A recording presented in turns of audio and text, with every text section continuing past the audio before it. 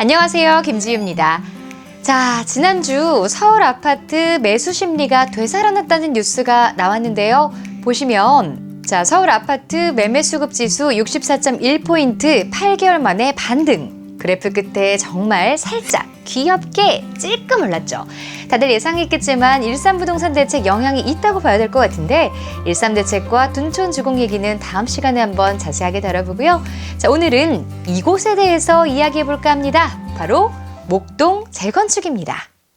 정부가 안전진단 규제를 대폭 완화하면서 서울 양천구 목동 신시가지 아파트들이 재건축 사업 첫 관문인 안전진단을 무더기로 통과했습니다.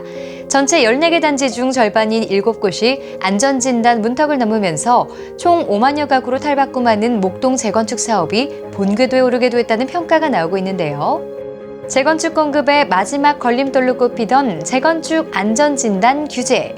하지만 정부가 지난해 12월 재건축 안전진단 합리화 방안을 발표함으로써 상황이 극적으로 바뀌었습니다. 지난 재건축 안전진단 개선안의 핵심만 빠르게 정리해드릴게요.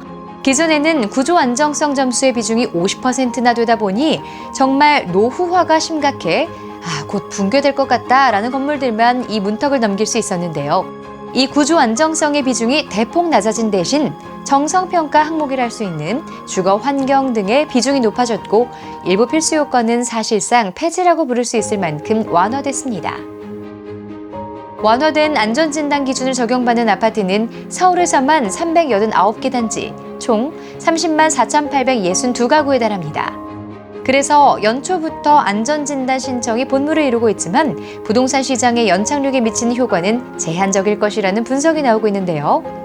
금리가 어디까지 오를지 모르는 불확실성이 여전하고 부동산 매수 심리와 거래량이 급락하는 등 시장 상황이 녹록지 않기 때문에 모든 재건축 추진단지들이 속도를 내기는 쉽지 않을 것으로 보입니다. 저처럼 평소 부동산에 관심이 좀 많으셨다 하는 분들이라면 이 재건축과 관련된 사항은 일종의 좀 천국처럼 느껴지지 않을까 생각이 드는데요. 얼마 전까지만 해도 어딜 감히 재건축을 하겠다고 하지 마!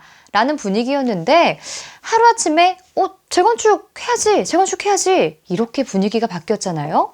그런데 이렇게 막상 판이 깔리니까 부동산 시장 분위기가 또 말이 아닌 상태이고 섣불리 이 사업을 추진했다가 자칫하면 큰 손실이 날 수도 있잖아요.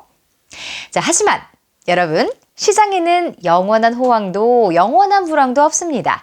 제 생각에 지금은 이 시장 상황이 바뀔 때를 준비하는 그 언젠가를 위한 시기라고 보거든요. 특히 재건축 같은 경우에는 시간이 좀 오래 걸리는 사업이기도 하니까요. 저처럼 먼저 미리 준비하시려는 분들도 있는 것 같습니다.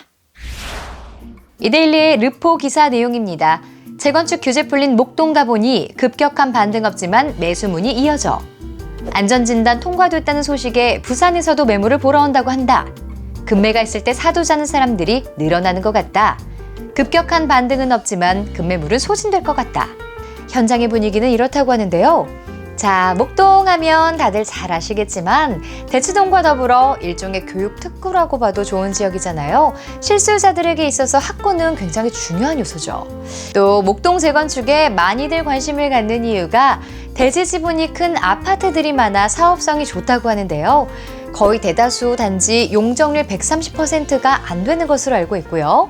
자, 문제는 일반 분양이 어느 정도 될 것이냐, 그리고 또 아무래도 공사비가 늘어날 것 같고 재건축은 뭐니 해도 속도전인데 얼마나 빠르게 진행돼서 총 사업비가 얼마나 나올 것이냐, 그리고 가장 중요한 게 있죠. 이 재건축 진행 도중과 또 향후 완료 시점에 부동산 시장 상황이 어떻게 될 것이냐에 달렸을 것 같은데요. 이 목동 재건축의 긍정적인 측면도 가볍게 살펴볼까요? 서울 양천구가 관내 재건축 재개발 사업을 적극적으로 지원하기 위해 구청장 직속으로 도시발전 추진단을 신설하고 11일부터 본격 운영한다고 밝혔습니다. 작년 11월 목동 아파트 지구 단위 계획이 서울시 심의를 통과하고 7개 단지가 안전진단 재건축 판정을 받기가 무섭게 본격적인 지원에 나서는 모양새로 향후 사업 진행에도 큰 도움이 될 것 같습니다. 그리고 목동 신시가지는 모두 14개 단지, 총 가구 수 26,629가구의 대규모 정비사업 지역입니다. 재건축 진행에 많은 우여곡절이 따르겠지만 이번 둔촌주공의 사례에서 알 수 있듯 규모가 큰 만큼 여러 지원과 혜택을 받을 가능성 또한 높다고 예상합니다. 또 워낙 대규모인 탓에 주변 부동산에 미치는 영향도 클 것으로 보이는데요. 향후 이주 시기에 이주 대란이 발생할 수도 있고 주변 부동산의 전세 및 월세 시세 상승에도 영향을 주지 않을까 생각합니다. 방송국의 목동에 있어서 자주 갔었는데요.